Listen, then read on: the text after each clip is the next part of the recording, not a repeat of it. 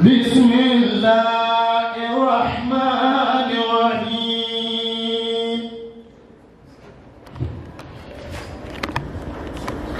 قد أفلح المؤمنون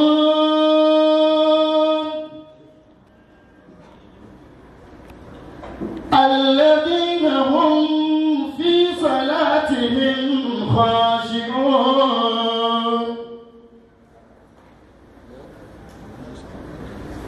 والذين هم عن اللغو معرضون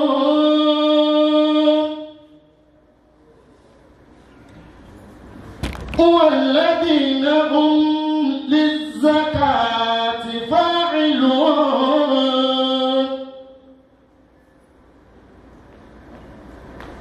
والذين هم لفروجهم حافظون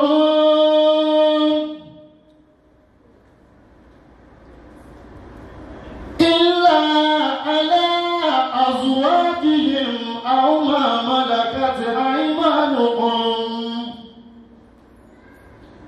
فإنهم غير ملومين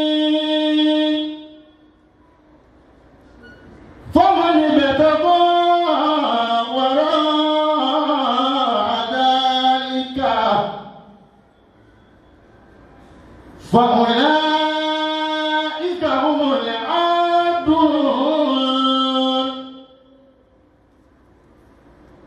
والذين هم لأمانتهم وعهدهم راعون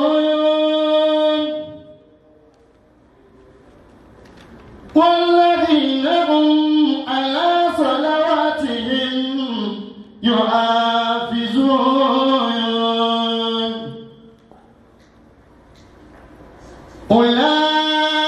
أولئك هم الوارثون الذين يرثون الفردوس هم فيها خالدون.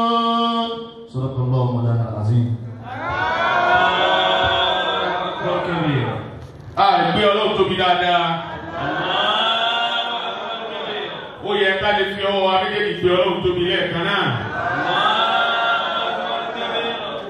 Àbá wa pé fún wa láti inú Al-Qur'an láti ní tí Ọlọ́run ti fún wa ní àwọn different warning lórí ẹni tó bá fẹ́ wọ Àlùjánnà.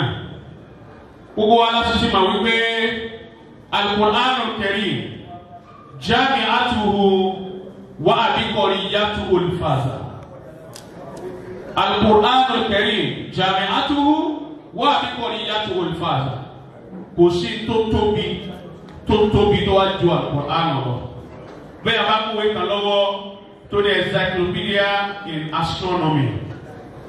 Maybe in that book everything may not be there.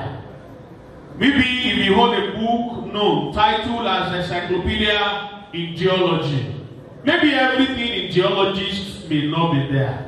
But if we are holding Al-Quran, it's an encyclopedia of life. There is nothing left undiscussed in the Quran. Kò sí nǹkan ọ̀hún tọ́lọ́wọ́ sọ̀rọ̀ bá. Ọlọ́run sọ̀rọ̀ nípa grammar, ó sọ̀rọ̀ nípa science, ó sọ̀rọ̀ nípa architects, ó sọ̀rọ̀ nípa think of anything. Má faratina fil kitabi min shay'in.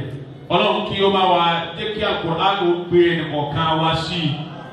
Ó bá ṣe ámì dáadáa. Ọlọ́run má fi wálẹ̀ àfikọ́ kẹwàá wọlé títóbi Al-Qur'anul Karim. Mo ń kí bàbá wa tá a lọ tafsiri wọn lọ lé àná. Bàbá wa apàṣẹ.